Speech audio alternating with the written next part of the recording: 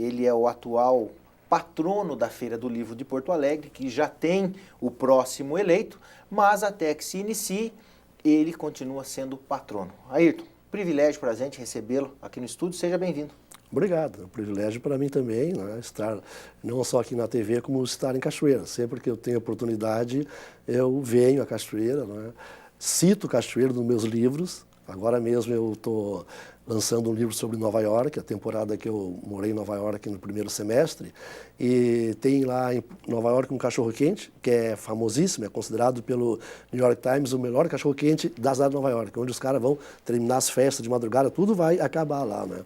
E eu fui lá provar o cachorro-quente, fiz uma crônica sobre aquele cachorro-quente lá, e disse que era muito bom, mas não era igual o cachorro-quente que eu comia aqui em Cachoeira, quando eu estudava aqui, não é? Que tinha um trailer na frente de onde hoje fica a Biblioteca Pública Municipal, que aquele cachorro-quente era o melhor do que o de Nova York.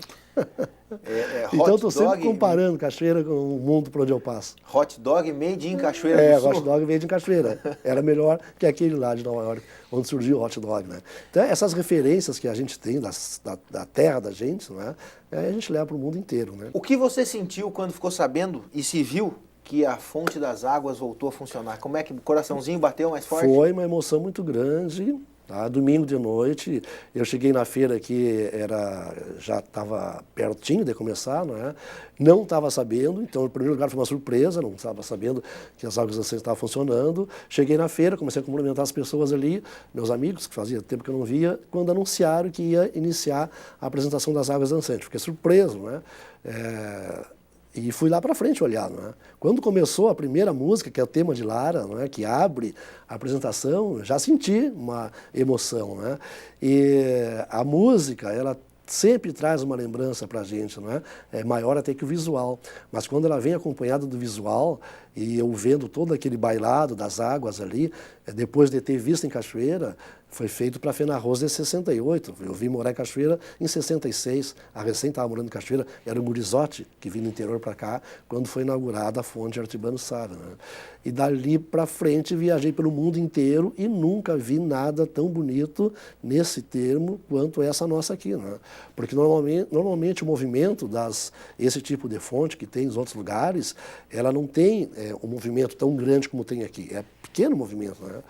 Então, quando eu vi aquilo, eu fiquei parado, assim, que coisa maravilhosa, né? Olha, Cachoeira está de parabéns. Eu acho que isso aí tem que ser usado mais ainda para afirmar a identidade da Cachoeira no cenário do turismo aqui que a gente tem no Brasil inteiro, né? Tá certo. Nós estamos conversando com o escritor Ayrton Ortiz, cachoeirense ilustre, querido aqui da nossa terra, e que lançou ontem um documentário que eu já quero lhe perguntar. O que é esse filme? Olha, tem uma produtora em Porto Alegre especializada em fazer documentários contando a vida e a obra dos escritores daqui do Rio Grande do Sul. E um desses documentários foi abordando o meu trabalho. Então, durante 3 anos, uma equipe de cinegrafistas dessa produtora, né, da Stricker Filmes, me acompanhou em algumas viagens que eu fiz pelo mundo. Eles foram comigo para Grécia, foram para o Egito, para Jordânia, para Israel, diversos países, né, filmando a maneira como eu faço as minhas pesquisas nesses lugares, e também filmando como eu escrevo o livro, né? Lá fora era contar o processo de pesquisa e de escrita, não é? E também depois filmamos aqui no Brasil, filmamos aqui em Cachoeira, né? O meu primeiro emprego foi na Rádio Cachoeira, então filmamos eu lá na Rádio Cachoeira falando, né? Filmamos aqui no João Neves, a escola onde eu estudei, filmamos aqui no interior, na zona rural, onde eu morei também, né? Então tem uma série de cenas que se passam em Rio Pardo, aqui, não é? E ela fez muito bonito, porque ela mostrou primeiro os lugares onde eu nasci, não é? Onde eu me criei, onde eu passei a minha infância, depois vai para o mundo inteiro, todas as viagens que eu fiz, pelos diversos países, e acaba voltando para a Cachoeira, e o filme termina aqui, bem no lugar onde eu comecei, né? Quer dizer, uma volta, né? Para mim é muito emotivo, né? E foi para as pessoas que assistiram ontem, né, os cachoeirenses, até ver Cachoeira no cinema também é uma coisa bonita, né?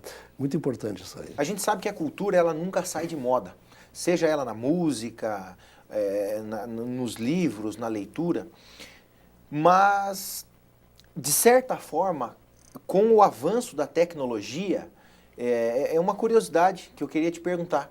Aonde é que fica a literatura nesse espaço todo? Porque a gente sabe que Hoje em dia, uma criança nasce, ela já tem um tablet ou já tem um celular, né? Ela vai lá no iTunes e baixa alguma coisa que seja de interesse dela. Onde é que entra a literatura nesse espaço? Bom, em primeiro lugar, as crianças nunca leram tanto e nunca escreveram tanto como atualmente, não é? Porque para usar o computador, tu tem que escrever e tu tens que ler, não é? Já é um avanço, não é? Quando eu tinha a idade dessa piazada que tem hoje aí, eu não tinha acesso à leitura e muito menos a escrever e trocar informação com outros colegas através da escrita, não é? Na literatura, especificamente, a gente costuma dizer que todas as histórias que tem no mundo já foram escritas, né? Se diz que existem apenas 4 histórias. A história de um crime, de um triângulo amoroso, de uma viagem ou de uma guerra. Qualquer história que a gente ler ou ver no cinema ou conversar é uma variável de uma dessas 4. Então, tudo já foi escrito. O que muda é a maneira de escrever, não é? A linguagem. Se todas as histórias já foram contadas, o que muda é a maneira como a gente conta. A linguagem que é usada para contar a mesma história. E a linguagem ela é uma consequência da época em que a gente vive. Uma história contada na época do romantismo é completamente diferente de uma história contada na época medieval ou de uma história contada na época contemporânea. Então esse é o grande desafio dos escritores hoje, encontrarem a linguagem que representa o mundo no qual nós vivemos, não é? E porque, então, primeiro tem que entender o mundo em que nós vivemos, né? A gente vive num mundo visual, muito visual. A gente vive num mundo onde as coisas acontecem de maneira simultânea, não existe mais nada que tenha linearmente início, meio e fim, não é? A gente vive num mundo que é tudo muito rápido, as pessoas não têm tempo mais, né, para parar e ver um filme de 4 horas ou ler um livro de 1000 páginas, não é? Então, o desafio do escritor é exatamente esse aí. Nesse mundo contemporâneo, com toda essa tecnologia disponível, como que a gente deve contar uma história de forma interessante para o leitor. Tá aí, não é? Cada um tem uma ideia, eu tenho a minha ideia e eu escrevo meus livros da forma que eu acho que os leitores gostam de receber, né? Essas histórias, mas cada autor tem a sua, mete a sua colher nessa sopa aí, né? E a leitura tem outro aspecto fundamental, ela ensina a pensar. O principal fundamento da leitura é esse. Lendo, nós aprendemos a pensar e o pensamento é fundamental.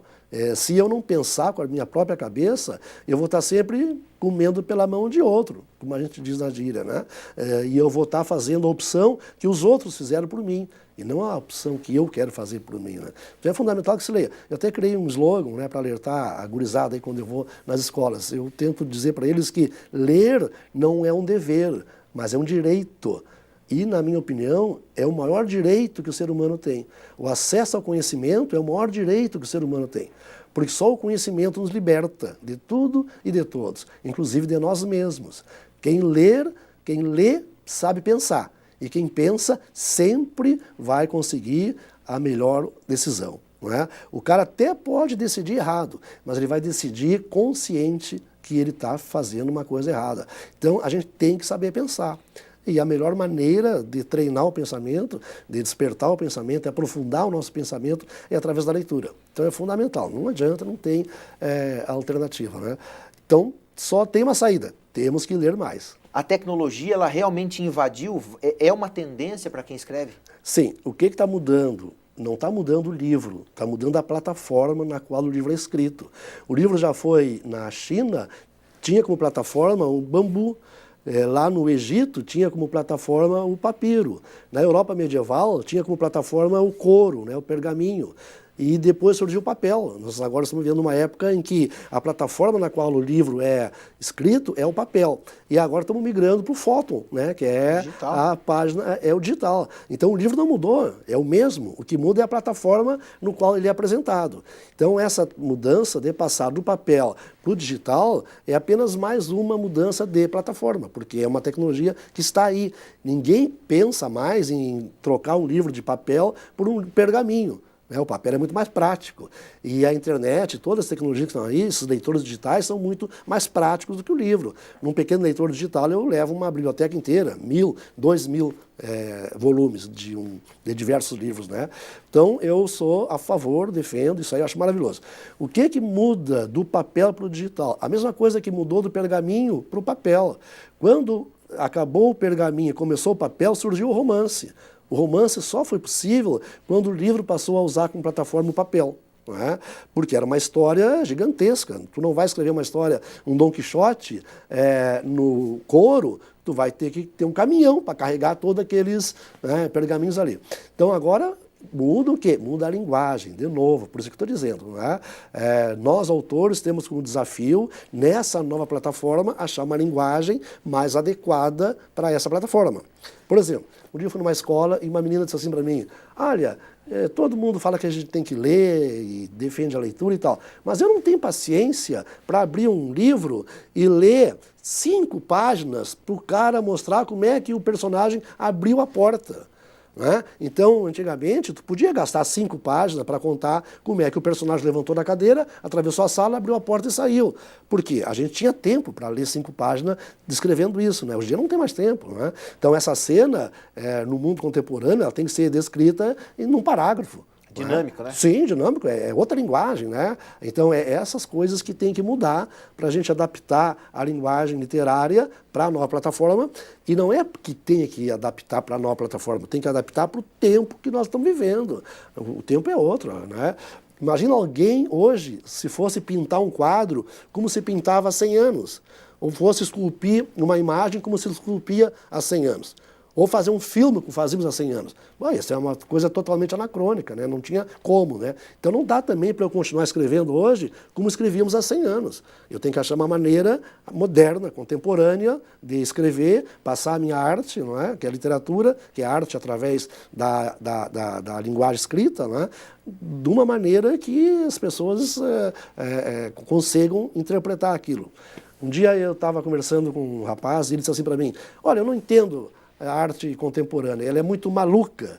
Eu disse assim para ele, não é a arte contemporânea que é maluca, não é? É o mundo contemporâneo que é maluco. A arte apenas reflete o mundo. E é assim que tem que ser, né?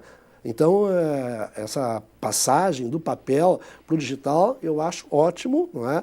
Agora, é um grande desafio para os escritores se adaptarem a essa nova linguagem. Você já andou por várias partes do mundo, já morou em vários países. E eu quero te perguntar o que te mais marcou nessas experiências. Se você tivesse que relacionar, vou falar, olha, esta passagem é especial, qual seria? Olha, o que mais me chama a atenção no mundo inteiro, não é a diversidade. Eu acho que o que de melhor a humanidade produziu até hoje é a diversidade. Cada lugar tem, não é, a sua própria identidade. Cada cultura que tem no mundo é única.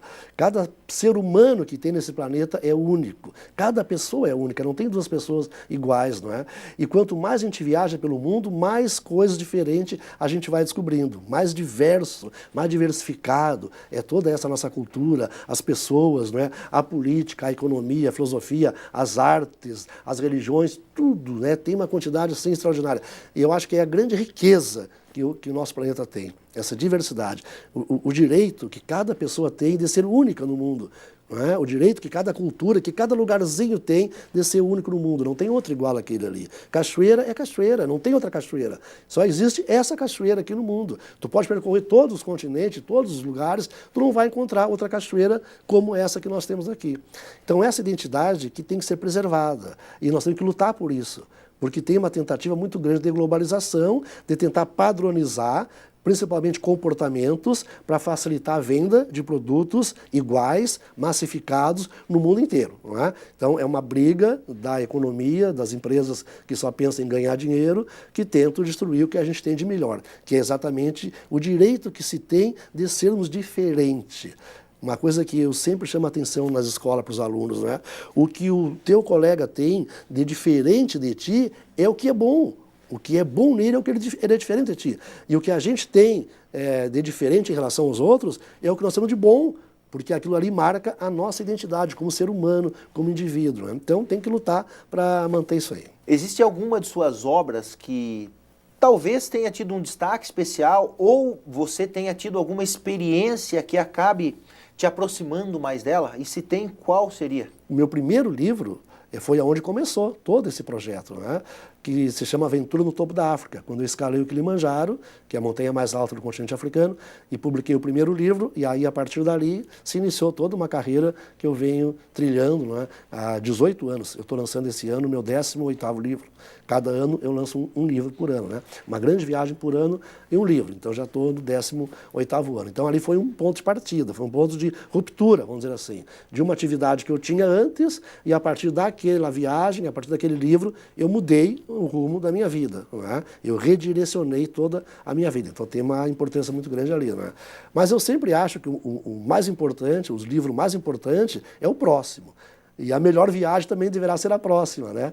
Até porque se o livro seguinte não for melhor que o anterior, significa que o autor desaprendeu a escrever, não é? Então a gente tem que, quando conversa com o leitor, pergunta qual é o livro que tu mais gostou? E ele fala, foi o último. Ah, tá legal, significa que eu venho evoluindo, né? Ah, foi o primeiro. Puxa, então eu desaprendi, porque tudo que vem depois não é igual ao primeiro, né? Mas é que cada livro é completamente diferente do outro. E dia 22 agora tem lançamento. Dia 22, eu fui eleito para a Academia Rio Grandense de Letras, né? E a posse é no dia 22.